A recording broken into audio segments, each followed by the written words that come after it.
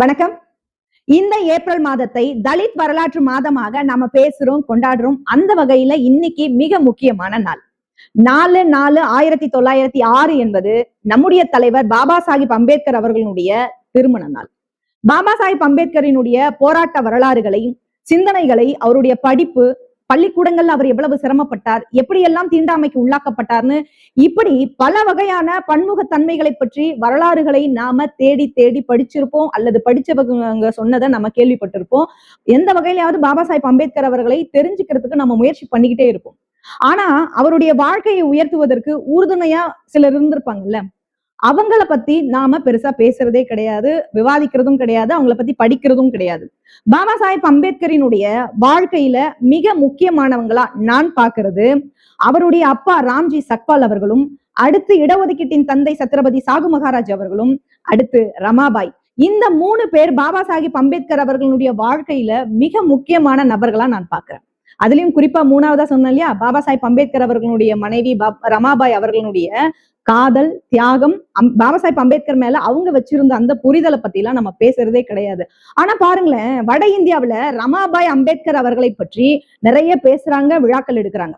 ஆனா தென்னிந்தியாவுல குறிப்பா தமிழ்நாட்டுல எல்லாம் பேசுறதே கிடையாது, கொண்டாடுறதே கிடையாது. ரமாபாய் அவர்களுடைய தியாகத்தை நம்ம போற்றுவதே கிடையாது.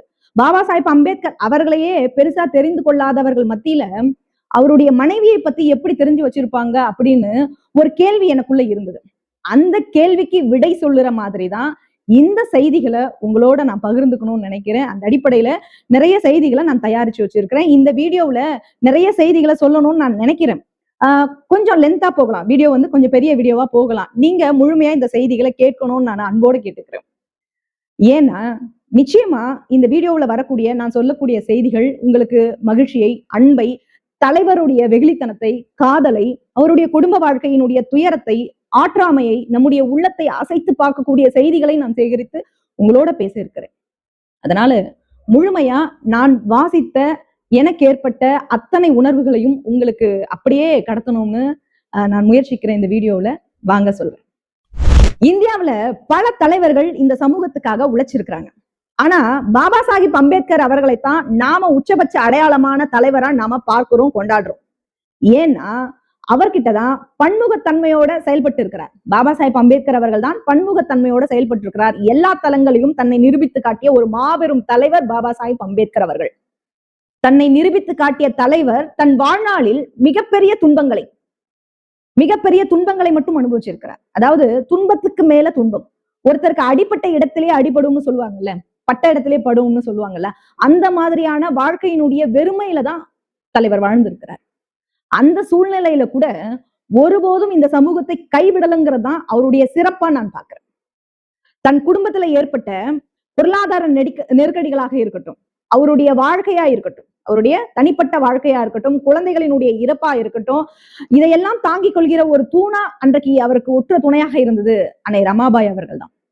அவங்க ஏதோ ஒரு ரமா கிடையாது. ஒரு மனிதனுக்கு கல்யாணமானா மனைவியா எல்லாரும் வாழ்வாங்க. அந்த வாழ்க்கை இயல்பான வாழ்க்கை தான். பெரும்பான்மையா பெண்களுக்கு தன்னுடைய கணவர் நல்லா இருக்கணும், தன் குடும்பம் நல்லா இருக்கணும் அப்படிங்கிற சிந்தனை தான் பெரும்பான்மையான பெண்களுக்கு விதைக்கப்பட்டிருக்கு. அப்படிதான் ரமா அம்மா அவங்களுக்கும் விதைக்கப்பட்டிருக்கு அந்த சிந்தனை. ரமா அம்மாவினுடைய வாழ்க்கை எவ்வளவு துன்பமாக இருந்தது, வறுமையில் அவங்க எப்படியெல்லாம் சிரமப்பட்டார் என்பதையும் அந்த வறுமையில அவங்களுடைய காதல், அவங்களுடைய அன்பு, பாபா சாஹிப் அம்பேத்கர் மேல அவங்க வைத்திருந்த அபரிதமான நம்பிக்கை, இது எல்லாமே ஒப்பற்றதா இருந்திருக்கு. அந்த காதலுக்கு ஈடு இணையே இல்லைன்னு தான் நான் சொல்லுவேன். ஏன்னா அவங்களை முழுமையா வாசிக்கும் பொழுது நான் உள்ளார உணர்ந்த செய்தி அதுதான். மார்க்ஸ் ஜென்னியினுடைய காதலை சிலாகித்து சொல்லுவாங்க நிறைய பேர். ஏன், நான் கூட ஒரு குறிப்பிட்ட காலம் வரைக்கும் மார்க்ஸ் ஜென்னியினுடைய காதலை அப்படியே உயர்வா நினைச்சு அவங்க சில விஷயங்களை எல்லாம் நான் நிறைய பேர்கிட்ட பகிர்ந்திருக்கிறேன். ஒரு குறிப்பிட்ட காலம் வரைக்கும் மார்க்ஸ் ஜென்னி வாழ்க்கை காதலுக்கும் பாபா சாஹிப் அம்பேத்கர் ரமாபாய் வாழ்க்கை இவங்களுடைய காதலுக்கும் சற்றேறக்குறைய ஒன்னாதான் இருக்கும். 2 பேரும் ஈவனா தான் இருப்பாங்க. இந்த 2 காதல் தம்பதிகளும் ஒரே மாதிரி தான் இருக்கும். என்ன ஒரு வித்தியாசம் அப்படின்னு நான் புரிஞ்சுக்கிறேன்னா, எவ்வளவு வறுமை பிரச்சனைகள் இருந்தாலும் ஜென்னி கூடவே மார்க்ஸ் இருந்தார். ஆனா ரமாபாய் கூட பாபா சாஹிப் அம்பேத்கர் பெரும்பான்மையா இல்ல, நேரத்தை செலவழிக்கல. ரமாபாய் கூட தன்னுடைய இளமையை கழிக்கவே இல்லைங்கிறதான் ஒரு குறையா நான் பாக்குறேன். ஒரு பெண்ணுக்கு என்னென்ன மகிழ்ச்சிகள் கிடைக்க வேண்டுமோ அதையெல்லாம் இழந்தவங்க தான் அன்னை ரமாபாய் அவர்கள். சிறு வயதிலிருந்து தன் குடும்ப பாரத்தை சுமந்ததால என்னமோ அந்த தாய் சீக்கிரமா இறந்து போனாங்க என்பதை நான் உணர்கிறேன். அதுதான் உண்மையும் கூட. ஒரு ஆணினுடைய வெற்றிக்கு ஒரு பெண் இருப்பாங்க. ஒரு ஆணினுடைய வெற்றிக்கு எப்போதும் ஒரு பெண் பின்னால இருந்து இயங்கிக்கிட்டே இருப்பாங்க. என்ன பொறுத்த வரைக்கும் பாபா சாஹிப் அம்பேத்கரினுடைய வெற்றிக்கு அன்னை ரமாபாய் தான் காரணம். அப்படிப்பட்ட அன்னை ரமாபாய் மகாராஷ்டிரா மாநிலத்துல ரத்னகிரி மாவட்டத்துல வானட்ங்கிற ஒரு சின்ன கிராமத்துல ருக்மணி துத்ரே அப்படிங்கிற தம்பதிக்கு 1897 பிப்ரவரி 7ஆம் தேதி அவங்க பிறக்கிறாங்க. அன்னை ரமாபாயினுடைய இயற்பெயர் பாக்கிரதி. அவங்க அப்பா ஒரு கூலி தொழிலாளி. பிறக்கும் போதே வறுமையோட தான் பிறந்திருக்கிறாங்க. ஏன்னா அந்த காலத்துல எல்லாம் பெரிய பொருளாதார பின்புலம் கிடையாது. நம்ம சாதிய தீண்டாமையில ஒடுக்கப்பட்ட ஒரு சமூகமா இருந்ததுனால பொருளாதார வறுமையோட தான் நம்ம இருந்திருக்கிறோம். அவங்களுக்கு ரமாபாய் அவங்களுக்கு அக்கா கௌரான்னு ஒருத்தவங்க இருந்திருக்காங்க, தம்பி சங்கர்னு ஒருத்தவங்க இருந்திருக்காங்க. தன்னுடைய குழந்தை பருவத்திலேயே ரமாமாவுடைய அம்மாவும் அப்பாவும் இறந்துடுறாங்க. அவங்களுக்கு ஒரே பிடிமானம் அவங்களுடைய தாய் மாமன் மட்டும்தான். 100 வருஷத்துக்கு முன்னாடி நம்ம எல்லாம் படிச்சிருப்போம் குழந்தை திருமணம் அப்படிங்கிறது. அப்ப 100 வருஷத்துக்கு முன்னாடி 7-8 வயசுலேயே குழந்தை திருமணம் செய்து வைக்கக்கூடிய ஒரு வழக்கம் அன்றைக்கு இருந்தது. பெற்றோர்களை இழந்த குழந்தைகளை பார்க்க தாய் மாமனுக்கு பொறுக்க முடியாம இந்த பசங்களை எப்படியாவது கரை சேர்த்துடணும் அப்படிங்கிற கவலை அவருடைய தாய் மாமனுக்கு இருந்தது. பம்பாயில பைக்லாங்கிற ரயில் நிலையத்துக்கு எதிரில இருக்கக்கூடிய இடத்துலதான் அவங்க வசிச்சிருக்கிறாங்க, வாழ்ந்திருக்கிறாங்க. நீங்க எல்லாரும் பார்த்திருப்பீங்க. ரயில் ஓரங்கள்ல பல குடும்பங்கள் இன்னைக்கும் ஓலை குடிசையில வசிச்சிருக்கக்கூடிய ரயில்ல பயணம் பண்ணக்கூடிய எல்லாருமே அதை பார்த்திருப்போம். அப்படிதான் இவங்களும் வாழ்ந்திருக்கிறாங்க. அன்னை ரமாவுடைய தாய் மாமாவுக்கு அவங்க குடும்பத்தையும் பார்க்கணும், 2 பெண் பிள்ளைகளையும் வச்சு நாம என்ன பண்றது அப்படிங்கிற ஒரு தவிப்பு அவருக்கு இருந்தது. ஒரு தாய் மாமனா அவருக்கு அந்த தவிப்பு இருந்தது. எப்படியாச்சும் ரமாவுக்கும் அவங்களுடைய அக்கா கௌராவுக்கும் கல்யாணம் பண்ணிடணும்னு யோசிக்கிறாரு. கௌராவுக்கு கல்யாணம் பண்றாரு. ரமாவுக்கும் கல்யாணம் பண்றதுக்கு ஏற்பாடு செய்யறாரு. அந்த நேரத்துலதான் பாபா சாஹிப் அம்பேத்கரினுடைய அப்பா ராம்ஜி சக்பால் தன்னுடைய மகனான அம்பேத்கருக்கு பொண்ணு தேடிக்கிட்டு இருக்கிறார். அப்ப என்ன பண்றாரு அப்படின்னா, ராம்ஜி சக்பால் ஏற்கனவே ஒரு 2 பெண்களை பார்த்து தன்னுடைய பையனுக்கு இவங்களா கரெக்டா இருப்பாங்க அப்படின்னு ஓரளவுக்கு யூகிச்சு வச்சிருந்தாரு. இருந்தாலும் தலைவரோட அப்பாவுக்கு ஒரு நெருடல் இருந்திருக்கு. இல்ல இதை விட பெட்டரா தேடணும் அப்படின்னு தேடிக்கிட்டே இருந்திருக்கிறாரு. அதன் பிறகுதான் ரமா அம்மாவை அவர் பாக்குறாரு. ஐயோ இந்த பொண்ணு நல்லா இருக்கே, நம்ம பையனுக்கு இவங்கதான் சரியானவங்க, இவங்கதான் சரியா இருப்பாங்க அப்படின்னு ஏதோ அந்த மனுஷனுக்கு தோணி இருக்கு. ரமா அம்மாவை தான் பீமாபாய்க்கு கல்யாணம் பண்ணி வைக்கணும் அப்படின்னு அவர் எண்ணத்துல ஒரு சிந்தனை உதிச்சிருக்கு. அதனால என்ன பண்றாருன்னா, ஏற்கனவே பெண் பார்த்து வச்சிருந்தாருல, அவங்க 2 பேரும் இவங்க கிட்ட சண்டை போடுறாங்க. நீங்க ஏற்கனவே எங்களுக்கு உறுதி கொடுத்துட்டீங்க, உங்க பையனுக்கு எங்க பொண்ணை கட்டி கொடுக்குறேன் அப்படின்னு சொல்லி, இப்ப ரமாவை கூட்டிட்டு கல்யாணம் பண்ண போறேன்னு சொன்னா இதெல்லாம் சரியில்லை அப்படின்னு சொல்லி பஞ்சாயத்து கூப்பிடுறாங்க ராம்ஜி சக்பால் மேல. பஞ்சாயத்துல ராம்ஜி என்ன பண்றாரு அப்படின்னா, நான் பண்ணது தவறுதான், தவறை ஒத்துக்கிறாரு, நான் ஒத்துக்கிறேன், எனக்கு அந்த பொண்ணு மருமகளா வரணும் அப்படின்னு சொல்லி தன் தவறுக்கு பஞ்சாயத்துல ஃபைன் கட்டுறாரு. யாருக்காக? ரமா தன் மருமகளா வரணும்னு சொல்லி பஞ்சாயத்துல ஃபைன் கட்டுறாரு. பாக்கிரதியை கூட்டிட்டு ரமான்னு பேர் வைக்கிறாரு ராம்ஜி சக்பால். அதன் பிறகு கல்யாணம் செய்து வைக்கணும்னு முடிவெடுக்கிறாங்க. அப்போ பாபா சாஹிப் அம்பேத்கருக்கு 15 வயசு, ரமாவுக்கு 9 வயசு. 4/4/1906 திருமணம் செய்யறாங்க. அதாவது ஒரு உச்சபட்ச தலைவர், நாளைய உலகத்தோட பிரபலமான தலைவர், நாட்டினுடைய தலையெழுத்தை எழுத போறவருடைய திருமணம் எப்படி நடந்திருக்கும் அப்படின்னு யோசிச்சு பாருங்களேன். 2 குடும்பமும் வறுமையில இருக்கும் பொழுது பைக்லாங்கிற அந்த மீன் மார்க்கெட்ல திருமணத்தை நடத்தி இருக்கிறாங்க. அதிகபட்சமா அந்த மீன் மார்க்கெட்ல ஒரு 1/2 மணி நேரத்துல 1 மணி நேரத்துல அந்த திருமணத்தை முடிச்சிடணும். அந்த மாதிரி ஒரு சூழ்நிலையில தான் அந்த திருமணம் நடந்திருக்கு. எதிர்காலத்துல உலக தலைவரா வரக்கூடிய ஒரு தலைவருடைய திருமணம் ஒரு மீன் மார்க்கெட்ல நடந்திருக்குது அப்படிங்கிறதுதான் யதார்த்தம். திருமணம் முடிச்சவங்களை ஊர்வலமா கொண்டு போய் அவங்க சமூகத்துக்கே உரிய ஒரு திருமண பாடலை பாடி ஆடி மகிழ்ச்சியா ஒரு எளிமையான திருமணத்தை அந்த நேரத்துல செஞ்சு வச்சிருக்காங்க. பாக்கியரதியான ரமா மேல அவங்க மாமாவுக்கு ரொம்ப அன்பு. ஏன்னா தாய் இல்லாத பிள்ளைகள், அவர் குழந்தையில இருந்தே இந்த பிள்ளைங்களை பாத்துட்டு இருக்காங்க. பொதுவா தாய்மாமனுக்கு ஒரு உரிமை இருக்கும், தன்னுடைய அக்கா பிள்ளைங்க மேல தங்கை பிள்ளைங்க மேல ஒரு உரிமை இருக்கும். அதை விட அதிகமான அன்பு செலுத்தி இருக்கிறாரு இவங்க மேல. திருமணம் முடிஞ்சு அனுப்பும் போது அவங்க மாமா கண்ணீர் விட்டு அழுகுறார். ரமா ஒரு வைரம் மாதிரி, அவளை உங்ககிட்ட ஒப்படைக்கிறேன், இனி நீங்க தான் பாத்துக்கணும்னு சொல்லி அழுகிறாரு அந்த மனுஷன். அது பாபா சாஹிப் அம்பேத்கருடைய அப்பா சுபேதார் என்ன சொல்றாருன்னா, நீங்க கவலைப்படாதீங்க, அவ எங்களுடைய மகள், இனிமேல இருந்து நாங்க பாத்துக்கிறோம் அப்படின்னு நம்பிக்கை வார்த்தைகளை சொல்லி அவரை அனுப்பி வைக்கிறார். பாபா சாஹிப் அம்பேத்கரினுடைய அப்பா அன்னை ரமாபாய் அவர்கள் கிட்ட திருமணம் முடிச்ச கையோட சில வார்த்தைகளை சொல்லி இருக்கிறார். என்ன சொன்னார் தெரியுமா? பீமா நல்லா படிக்கணும், பெரிய ஆளா ஆகணும், பெரிய ஆளா ஆனாதான் நம்ம குடும்பத்துக்கு மட்டும் இல்ல இந்த சமுதாயத்துக்கு சேவை செய்ய முடியும். அதனால எந்த வகையிலும் நீ அவருக்கு இடையூறு செய்யக்கூடாது, உறுதுணையா இருக்கணும். இந்த விஷயத்துல நீ ரொம்ப கவனமா இருக்கணும் அப்படின்னு சொல்லி ரமா அம்மாவுக்கு சுபேதார் சொல்லி இருக்கிறார். அந்த வார்த்தை தான் அந்த அம்மா சாகுற வரைக்கும் காதல் ஒழிச்சிருக்கு போல உறுதியா இருந்திருக்கிறாங்க. தன் வாழ்நாள் வரை பாபா சாஹேப் அம்பேத்கர் அவர்களை எந்த வகையிலும் அன்னை ரமா அம்மா வந்து தொந்தரவே செய்யவே இல்லை. அதன் பிறகு பாபா சாஹேப் அம்பேத்கர் அவர்கள் மெட்ரிக்ல பாஸ் பண்றாரு. பல பேர் பாராட்டு தெரிவிக்கிறாங்க, புகழ்றாங்க. மெட்ரிக்கை தொடர்ந்து அடுத்த கட்டத்துக்கு போகணும், அதுக்கு பணம் இல்லை. அப்போ பரோடா மன்னர் தான் பாபா சாஹேப் அம்பேத்கரினுடைய கல்விக்கு உதவி செய்யறார். இந்த விஷயத்தை எல்லாம் நாம படிச்சிருப்போம், அல்லது படிச்சவங்க சொன்னதை கேள்விப்பட்டிருப்போம். சோ பாபா சாஹேப் அம்பேத்கர் அவர்களுக்கு படிப்புக்கு உதவியது பரோடா மன்னர். அதன் பிறகு பாபா சாஹேப் அம்பேத்கர் அவர்கள் என்ன பண்றாரு அப்படின்னா, அவர் சேர்த்து வைத்த பணத்துல 500 ரூபாய்க்கு புத்தகங்களை வாங்கி குமிச்சுக்கிட்டு இருக்கிறார். வாங்கிட்டு வந்தது மட்டும் இல்லாம தலைவர் படிச்சுக்கிட்டே இருக்கிறார் வாங்கிட்டு வந்த புத்தகங்களை. ரமா அம்மாவுக்கு ஒரே கோபம் இருக்கத்தானே செய்யும்.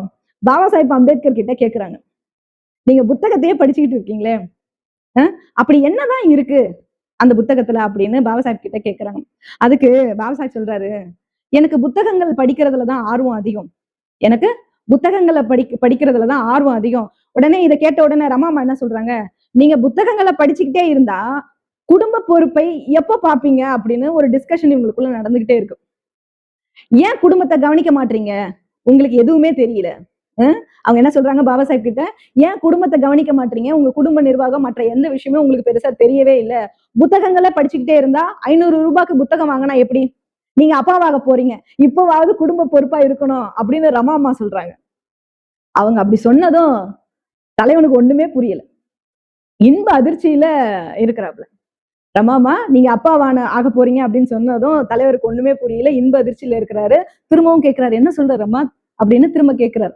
ஆமாமா நீங்க அப்பாவாக போறீங்க, இப்பயாச்சும் கொஞ்சம் பொறுப்போட இருங்க. இன்னைக்கு ஒரு நாள் உங்க புத்தகங்களுக்கு எல்லாம் விடுமுறை கொடுங்க, நீங்க போயிட்டு மார்க்கெட்டுக்கு போயிட்டு காய்கறிகள் எல்லாம் வாங்கிட்டு வாங்க அப்படின்னு ரமாபாய் அனுப்பி வைக்கிறாங்க. இவரும் அந்த மகிழ்ச்சியிலே பைய எடுத்துக்கிட்டு வேகமா போறாரு. எங்க மார்க்கெட்டுக்கு போறாரு உலக தலைவர். அங்க போய் என்ன பண்றாருன்னா சந்தோஷத்துல, அவருக்கு என்ன வாங்குறதுன்னு தெரியல. எப்பவுமே புத்தகமாவே இருந்தவருக்கு மார்க்கெட்டு போய் வாங்க சொன்னா ஒண்ணுமே தெரியல. கீரை காய்கறி அது இதுன்னு எல்லாத்தையும் வாங்குறாரு. கீரையே 5 கட்டு வாங்குறாரு. அவர் வாங்கிட்டு வந்தத அமைதியா புன்முறுவலோட சிரிச்சுக்கிட்டே ரமா அம்மா வந்து பாக்குறாங்க. அவங்க எதுவுமே பேசல. கதவு ஓரத்துல நின்னுட்டு அவங்க பார்த்து சிரிச்சுக்கிட்டே இருக்கிறாங்க பாபா சாஹேப்பை பார்த்து.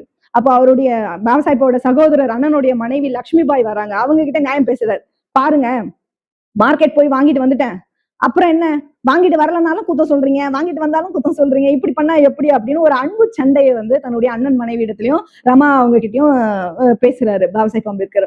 அப்பவும் ரமா அம்மா சிரிச்சுக்கிட்டே இருக்கிறாங்க. ரமா அம்மா சிரிக்கிறதுக்கான காரணம் தலைவனுக்கு தெரியல. ஒரு மகிழ்ச்சியான கடுகடுப்பான முகத்தோட இருக்கிறாரு. ஏன் இப்படி சிரிக்கிறாங்கன்னு எனக்கு புரியல அப்படிங்கிற மனநிலையில தலைவர் இருக்காரு.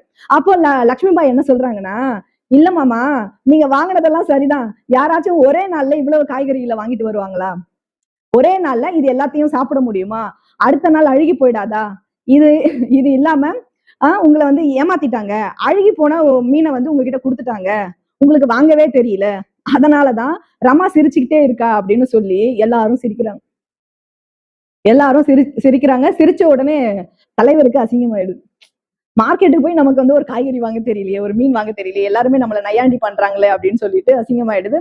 பெரிய படிப்பு படிச்சவரு, நிறைய புத்தகங்களை படிக்கிறவரு, ஊரெல்லாம் பாராட்டுறவருக்கு ஒரு காய்கறி வாங்க முடியலன்னு அவங்க 2 பேரும் கிண்டல் அடிக்கிறாங்க தலைவர்.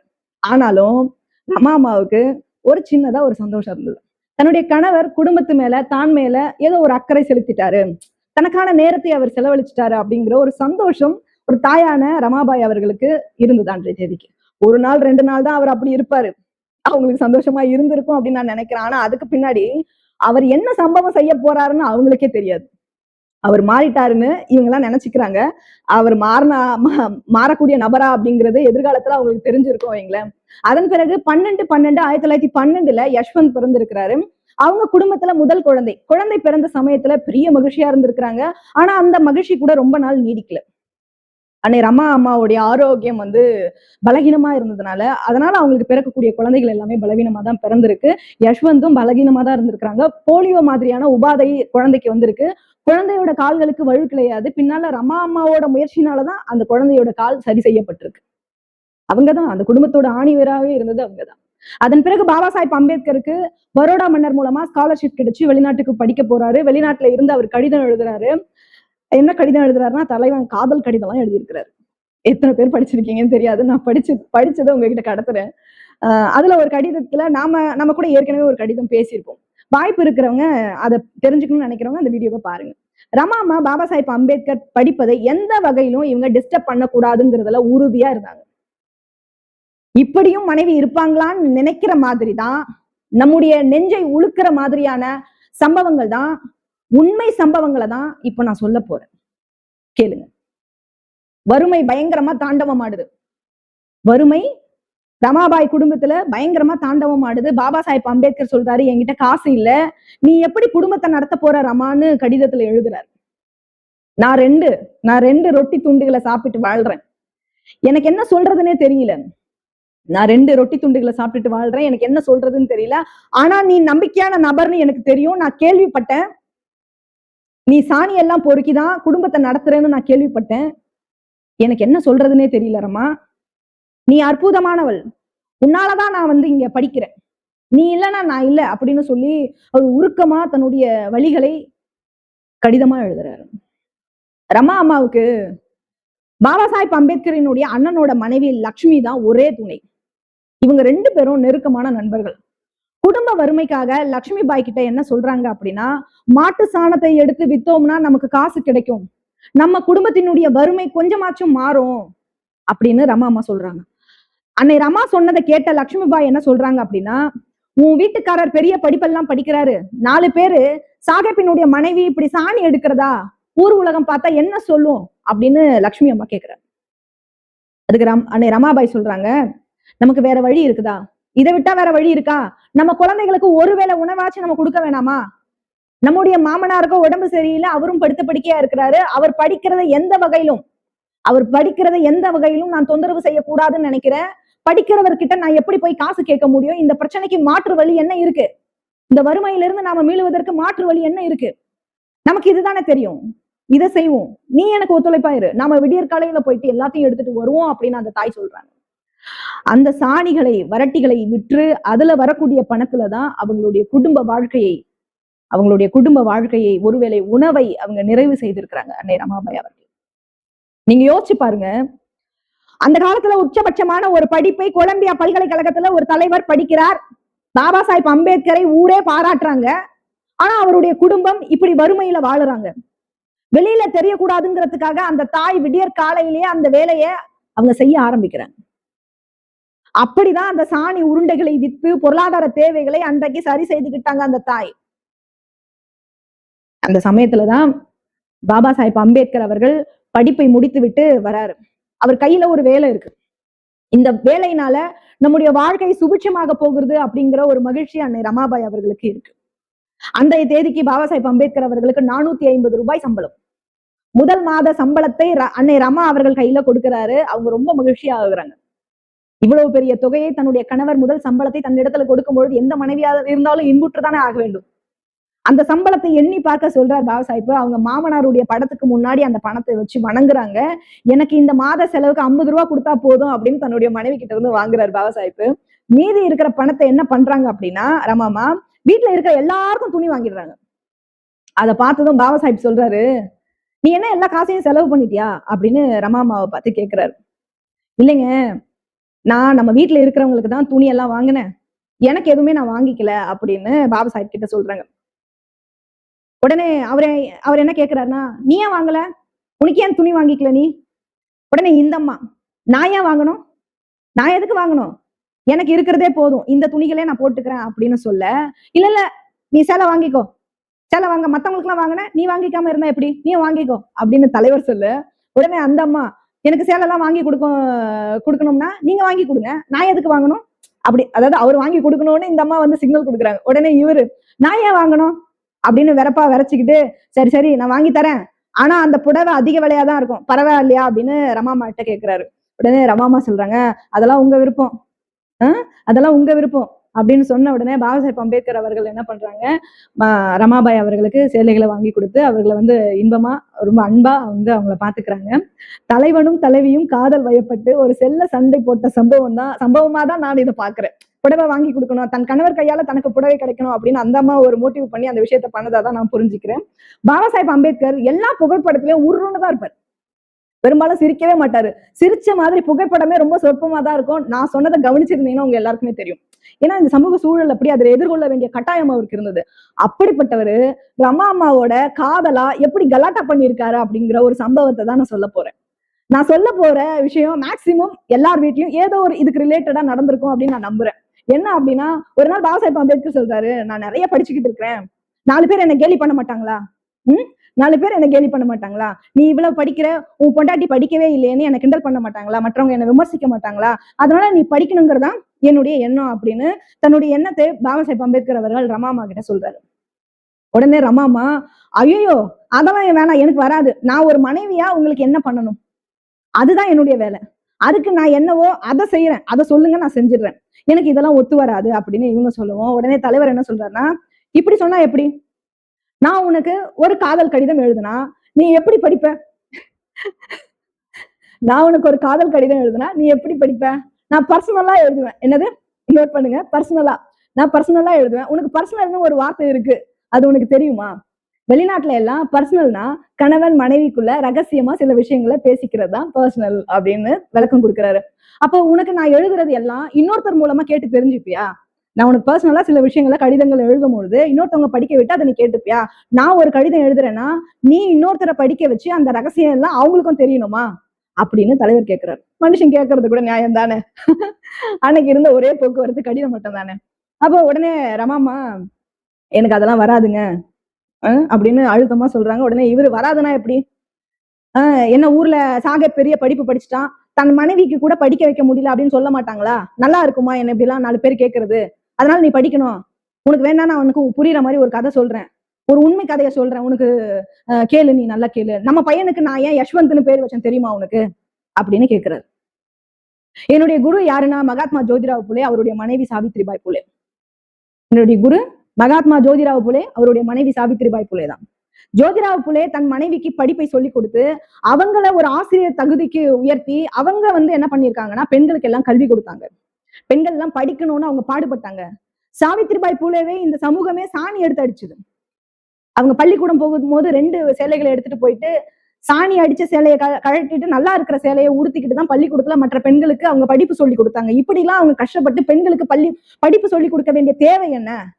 அப்படிப்பட்டவங்களுடைய மகனுடைய பெயரைத்தான் யஷ்வந்த் தான். யஷ்வந்தினுடைய ஞாபகமா நம்ம குழந்தைக்கு அந்த பேரை வச்சேன். நம்ம குழந்தையும் நம்மளை போல சமுதாயத்துக்காக போராடணும். அதுதான் என்னுடைய எண்ணம். அதனால நீ படிக்கணும், படிச்சாதான் நல்லதுன்னு சொல்றாரு. எனக்கு அதெல்லாம் வராதுங்க அப்படின்னு இவங்களும் முரண்டு பிடிக்கிறாங்க. 2 பேருக்குள்ள இந்த வாதம் போயிட்டே இருக்கு. இவங்களை வம்பு இழுக்காம இவங்க படிக்கிறதுக்கு ஒத்துக்க மாட்டாங்கன்னு தலைவருக்கு நல்லா புரிஞ்சிருக்கு. அதனால வம்பு இழுக்கிறாரு. வம்பு இழுக்கிறதுக்கு என்ன சொல்றாரு அப்படின்னா, நான் படிச்ச பொண்ணை கல்யாணம் பண்ணிக்கிறேன்னு சொல்றாரு. இதை கேட்டதும் ரமாமா, அதெல்லாம் எப்படி? அதெல்லாம் எப்படி முடியும் அப்படின்னு இவங்க பதிலுக்கு முரண்டு பிடிக்கிறாங்க. நீ படிக்கவே மாட்டேங்கிற, நான் வேணும்னா ஒரு சில போட்டோஸ் எல்லாம் கொடுக்குறேன் உங்ககிட்ட, நீயே செலக்ட் பண்ணு. எனக்கு ஏத்த மாதிரி ஒரு பொண்ணை நீயே செலக்ட் பண்ணு. அந்த பொண்ணோட நீ வாழ கத்துக்கோ. அதாவது இவங்களே செலக்ட் பண்ணணுமா, அந்த பொண்ணோட இவங்க வாழ கத்துக்கணுமா? இது சொன்னா எந்த பொண்டாட்டி ஏத்துப்பாங்க? உடனே அந்த அம்மா அதெல்லாம் முடியாது அப்படின்னு சொல்லி மரண்டு பிடிக்கிறாங்க. என்ன முடியாது? நான் ஒன்னும் பண்ண முடியாது. நான் எவ்வளவு உனக்கு எடுத்து சொல்றேன், நீ முரண்டு பிடிச்சிக்கிட்டே இருக்க. நான் இன்னொரு கல்யாணம் பண்ணிதான் ஆக போகிறேன். நீ அவங்களோட வாழ்றதுக்கு, அந்த பொண்ணோட வாழ்றதுக்கு நீ பழகிக்கணும் அப்படின்னு சொல்லி கடுப்பேத்துறாரு மனுஷன் ரமாமாவ. என்ன இவர் விட மாட்டுறாருன்னு சொல்லி, சரி சரி ஸ்லேட்டை கொடுங்க, நான் படிக்கிறேன் அப்படின்னு சொல்லி ஸ்லேட்டை வாங்குறாங்க. உடனே தலைவன் என்ன சொல்றாரு, என்ன ரமா பயந்துட்டியா? அவங்க கூட வாழ்றதுக்கு உனக்கு விருப்பம் இல்லையா? அதனாலதான் ஸ்லேட்டை வாங்குறியா அப்படின்னு கிண்டல் பண்றாரு. உடனே ரமாமா, அதெல்லாம் ஒண்ணும் இல்ல, நான் படிக்கிறேன்னு சொல்லி முதல்ல பாபா சாஹேப் அம்பேத்கர் அவர்களுடைய பேரை தான் எழுதி பாக்குறாங்க. நான் படிக்கிறேன். என்னுடைய கணவரனுடைய ஆதங்கத்தை உள்வாங்கி கொண்டு அவங்க முதல்ல எழுத படிக்க தயாராகும் போது பாபா சாஹேப் அம்பேத்கரனுடைய பேரை தான் எழுதி பாக்குறாங்க. காதலையும் கல்வியையும் புகட்டியே ஆகணும்னு சொல்லி குறியா இருந்து அவங்களை ஒத்துக்க வச்சிருக்கிறாரு மனுஷன். அவங்களும் கணவரோட எண்ணத்தை புரிஞ்சுக்கிட்டு தனக்கு வராதுன்னு நினைச்சதை சாத்தியப்படுத்த ஆயத்தம் ஆயிருக்கிறாங்க. அப்புறம் லண்டன் போன பிறகு பாபா சாஹேப் அம்பேத்கருக்கும் ரமாபாய் கிட்ட இருந்து ஒரு கடிதம் வருது. அந்த கடிதத்துல என்ன எழுதி இருக்குன்னா, இவங்களை எழுதுறாங்க. அதுக்குள்ள இவங்க கல்வி கத்துக்கிட்டாங்க, எப்படி எழுதணும்னு பிராக்டிஸ் எடுத்துக்கிட்டாங்க. எங்களை பற்றி நீங்க கவலைப்படாதீங்க, நாங்க சந்தோஷமா இருக்கிறோம், நான் எல்லோரையும் கவனிச்சுக்கிறேன். கஷ்டமான வேலைகளை பற்றி நான் கவலைப்படல. சிறு வயசுல இருந்தே நான் கடினமான வேலையை செஞ்சுக்கிட்டு தான் வரேன். நீங்க நிறைய படிக்கணும். என்னது? நீங்க நிறைய படிக்கணும். நீங்க உங்களை பாத்துக்கோங்க. நேரத்துக்கு சாப்பிடுங்க. யஷ்வந்த், முகுந்து இவங்க எல்லார்கிட்டயும் இந்த நீங்க எழுதுற கடிதத்தை நான் படிச்சு காட்டுறேன். அவங்க எல்லோரும் சந்தோஷமா இருக்கிறாங்க, மகிழ்ச்சி அடைகிறாங்க நீங்க போடுற கடிதத்தை பார்த்து. உங்களுடைய உடல் நலத்தை கவனிச்சுக்கோங்க. நான் நலமா இருக்கிறேன் அப்படின்னு நீங்க ஒரு கடிதம் எழுதுங்க. உங்களுடைய மனைவி ரமா பீமாராவ் அம்பேத்கர்னு எழுதி முடிக்கிறாங்க. அந்த கடிதத்தை பாபா சாஹிப் அம்பேத்கர் அவர்கள் கண்ணீர் விட்டு படிக்கிறார். தினந்தோறும் படிக்கிறார், கண்ணீர் சிந்திக்கிட்டே படிக்கிறார். கண்ணீர் விட்டு தினந்தோறும் தன் மனைவியினுடைய கடிதத்தை பல முறை படிச்சுக்கிட்டே இருக்கிறார். அவருக்கு ஒரு மகிழ்ச்சி.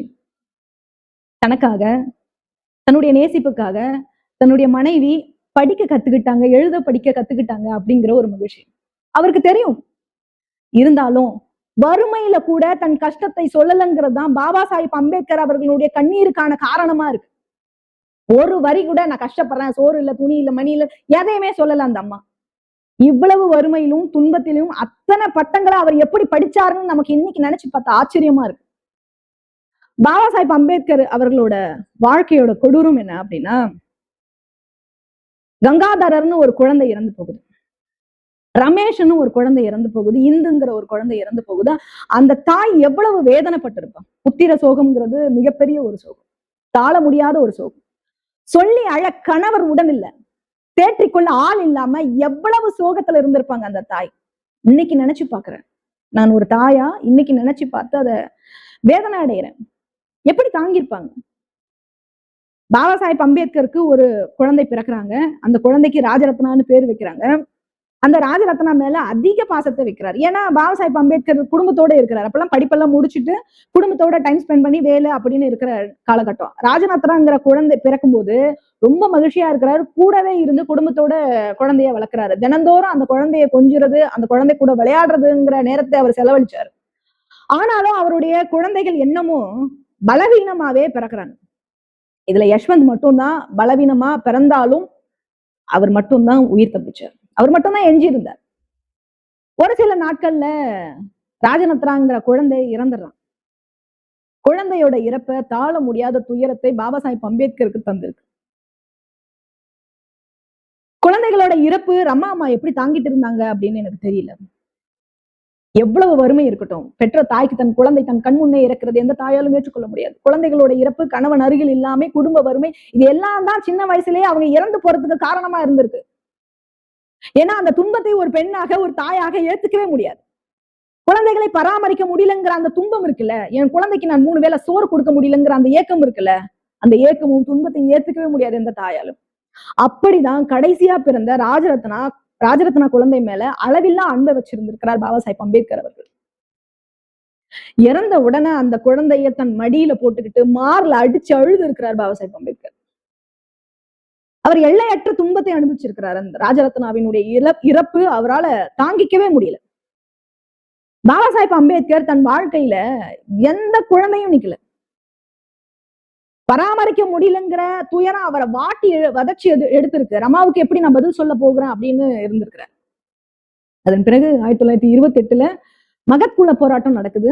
அப்போ ரமா அம்மா கிட்ட, உங்க புருஷன் சும்மாவே இருக்க மாட்டாரா, உங்க புருஷன் சும்மாவே இருக்க மாட்டாரா, அவர் ஏதோ ஒரு பிரச்சனை பண்றாரு, ஊர்ல இருக்கிறவங்க எல்லாம் நமக்கு ரொம்ப பிரச்சனை கொடுக்குறாங்க, நமக்குன்னுதான் ஒரு கோவில் இருக்குல்ல, அந்த கோயிலுக்கு போய் கும்பிட வேண்டியதானே உங்க புருஷன், பொது கிணத்துல போயிட்டு பொது குளத்துல போய் நாம எதுக்கு தண்ணி எடுக்கணும், அவங்க விடமாட்டாங்கன்னு சொல்லும்போது அவங்க விடமாட்டாங்களேன்னு சொல்லும்போது அதுக்கு ரமா அம்மா சொல்றாங்க, என் புருஷன் என்ன செய்தாலும் அது சரியாதான் இருக்கும், அவர் இந்த மக்களுக்காக இதை செய்யறாரு. அந்த குளத்துல நாய், பூனை, மாடு எல்லாம் குடிக்கும் போது நாம குடிக்கிறதுல என்ன தப்பு இருக்குன்னு முதல் முறையா அரசியல் பேசுறாங்க, சமத்துவம் பேசுறாங்க. அவங்களுக்கு மட்டும் சொந்தமானு அந்த குளம், அவங்களுக்கு மட்டும் சொந்தமானு ஊர் மக்கள் கிட்ட இவங்க போய் நீதியை பேசுறாங்க, சமூக நீதியை பேசுறாங்க, ஊர் மக்களுக்கு புரிய வைக்கிறாங்க, எடுத்து சொல்றாங்க. பாபா சாஹிப் அம்பேத்கர் அவர்களுக்கு ஒரு எண்ணம் இருந்தது. என்ன அப்படின்னா, ரமா அம்மாவை நல்லா பாத்துக்கணும் அப்படிங்கிற எண்ணம் அவருக்கு இருந்தது. அவங்களுக்கு ஒரு வீடு கட்டி கொடுக்கணும், ராணி மாதிரி பாத்துக்கணும் அப்படிங்கிற எண்ணம் இருந்தது. பம்பாயில ராஜ்கிரகாங்கிற வீடை கட்டுறாரு. ஆனா ரமா அம்மா மேல மிகப்பெரிய கவலை பாபா சாஹிப் அம்பேத்கருக்கு இருந்தது. ட்ரீட்மெண்ட் எடுத்துக்கவே அவங்க ஒத்துழைப்பு தரல. அந்த நாட்கள் பாபா சாஹிப் அம்பேத்கருக்கு ரொம்ப கவலை மிகுந்த நாட்களா இருந்திருக்கு அப்படிங்கறதான் உண்மை. இப்படியான காலகட்டத்துலதான் ராஜ்கிரகா வீட்டுல அன்னை ரமாபாய் அவர்கள் இறந்துறாங்க. பாபா சாஹிப் அம்பேத்கர் ஒரு போராட்ட களத்துல மீட்டிங்ல இருக்கும்பொழுது விஷயத்தை கேள்விப்பட்டு ஓடி வர்றாரு. தன் மனைவியை பார்க்க ஓடோடி வர்றாரு. மனைவியை தூக்கி மடியில வச்சுக்கிட்டு அழுது புரண்டு அழுகுறாரு. அவரால் ரமா அம்மாவோட இறப்பை தாங்கிக்கவே முடியல. இவ்வளவு வளர்ந்தும் கூட உன்னை என்னால பாதுகாக்க முடியலையே ரமான்னு சொல்லி கடுமையா அழுகுறாரு. அன்னைக்கு பாபா சாஹிப் அம்பேத்கருடைய இந்த நிலைமைய அவர் அழுகிறத இதுவரை யாரும் அப்படி பார்த்ததே கிடையாது அப்படின்னு சொல்றாங்க. அந்த அளவுக்கு தன்னுடைய துக்கத்தை அடக்க முடியாமல் இருந்திருக்கிறார் பாபா சாஹிப் அம்பேத்கர். தன்னுடைய வருத்தங்களை எப்படி வெளிப்படுத்துறதுன்னு தெரியாம அவர் அந்த நேரத்துல மொட்டை போட்டிருக்கிறாரு. மொட்டை போட்டு வீட்டுல 10 நாள் படுத்த படிக்க அழுதுகிட்டே இருந்திருக்கிறார். அமைதியா இருந்திருக்கிறார். யாருக்கிட்டையும் பேசவே இல்லை. அவருக்கு ரமா அம்மா மேல எவ்வளவு அன்பு இருந்திருந்தா, காதல் இருந்திருந்தா அவர் இப்படி இருந்திருப்பாருன்னு யோசிக்க வைக்குது. ஒட்டுமொத்தமா தன் வாழ்க்கை முழுக்க தியாகத்தை மட்டுமே செய்திருக்கிறாங்க அந்த தாய். தியாகத்தை தவிர வேற என்ன பார்த்தாங்க அந்த தாய்? ரமாமாவோட தியாகம் இல்லைன்னா பாபா சாஹிப் அம்பேத்கரே கிடையாது. ஒருவேளை ஒரு மனைவியா சில கட்டுப்பாடுகளை, சில நெருக்கடிகளை பாபா சாஹிப் அம்பேத்கருக்கு அவங்க கொடுத்திருந்தாங்கன்னா, இல்லைன்னா போராட்டத்தையோ அவருடைய அரசியல் வாழ்க்கையோ அவங்க தடுத்து இருந்தா இத்தனை கோடி பட்டியல் மக்களுக்கு உரிமைகளை பெற்றுக் கொடுத்திருக்க முடியுமா? ஒருவேளை ரமாபாய் அழுத்தம் கொடுத்திருந்தா இத்தனை கோடி பட்டியலின மக்களுக்கு உரிமைகளை பெற்றுக் கொடுத்திருக்க முடியுமா பாபா சாஹிப் அம்பேத்கரால? உண்மையில ரமா அம்மாவினுடைய வாழ்க்கை என்பது ஒரு தியாகத்தால் ஆனதுதான். அந்த தியாகத்தாய் அத்தனை தியாகத்தையும் செய்ததுனாலதான் கோடிக்கணக்கான மக்களுக்கு விடுதலையை பெற்றுக் கொடுக்க முடிஞ்சது பாபா சாஹிப் அம்பேத்கர் அவர்களால. பாபா சாஹிப் அம்பேத்கருக்கு பின்னாடி உறுதியாவும் அவருடைய அத்தனைக்கும் அத்தனையுமாய் இருந்த ஒரு உயிராய் இருந்தவங்க தான் ரமாபாய் அவர்கள். பாபா சாஹிப் அம்பேத்கர் அவர்கள் ரமாபாய் அவர்களுடைய இந்த திருமண நாள்ல 4/4 இந்த 2026ல பாபா சாஹிப் அம்பேத்கர் அவர்களே ரமாபாய்க்கு அவர்களுக்கு சொன்ன செய்தியை, எழுதின செய்திய சில வார்த்தைகளை இங்க மேற்கோள் காட்டி எனது உரையை முடிக்கணும் அப்படின்னு நான் நினைக்கிறேன். ஒரு கடிதத்துல என்ன சொல்றாரு அப்படின்னா, உன் தொண்டை கனத்திருக்கும், உன் இதயமும் உதடுகளும் நடுங்கிக் கொண்டிருக்கும், உன் மனதில் தோன்றும் வார்த்தைகள் கூட சொல்ல இயலாமல் நீ நிலை குலைந்து போயிருப்பாய் ரமா. நீ மட்டும் என் வாழ்வில் வராமல் இருந்திருந்தால் உன்னை என் வாழ்க்கை துணையாக நான் கொண்டிராமல் இருந்திருந்தால் உலகின் மகிழ்ச்சியே தனது குறிக்கோள் நினைக்கிற ஒரு பெண் என்னை விட்டு ஓடியே போயிருப்பாள். உலகின் மகிழ்ச்சியே தனது குறிக்கோள்னு நினைக்கிற ஒரு பெண் என்னை விட்டு ஓடியே போயிருப்பாள். அரை வயிற்றுடன் வாழ்ந்து மாட்டு சாணங்களை தேடி எடுத்து வரட்டி தட்டி பம்பாயில் இருந்து அடுப்பெருக்கி எண்ணெய் கொண்டு வந்து கிழிந்த துணிகளை வீட்டிலேயே தைத்து மாதம் ஒரு தீப்பெட்டி எண்ணெய், உப்பு, தானியங்கள் என்று எல்லாவற்றையும் கணக்கு பார்த்து செலவு செய்யும் இந்த ஒழுங்கை வறுமையில் நீ கண்டிராமல் இருந்திருந்தால் நான் சுக்குநூறாக உடைந்திருப்பேன் ரமா. எனது உறுதி நிலை குலைந்து போயிருக்கும் ரமா. அலை போல் உயர்ந்து நிற்கும் என்னுடைய லட்சியங்கள் நீ இல்லாமல் காற்றில் கரைந்து போயிருக்கும். என் கனவுகள் அனைத்தும் சிதந்து போயிருக்கும் ரமா. என் வாழ்வின் இசை அனைத்தும் இரைச்சல்களாக மாறியிருக்கும். என் வாழ்வில் எல்லாம் துண்டிக்கப்பட்டு சோகமாக இருந்திருக்கும். நான் வளர்ச்சி அடையாத ஒரு மரம் போல் இருந்திருப்பேன் ரமா. என்னை நீ கவனித்துக் கொள்வதை போல உன்னையும் நன்றாக கவனித்துக் கொள் அப்படின்னு ரமாபாய் அவர்களுடைய தியாகத்திற்கு பாபா சாஹிப் அம்பேத்கர் அவர்கள் எழுதின இந்த வார்த்தைகளே ஒரு சான்றா இருக்கும்னு நான் நினைக்கிறேன். ரமாபாய் அவர்களின் தியாகத்தை போற்றுவோம். நன்றி.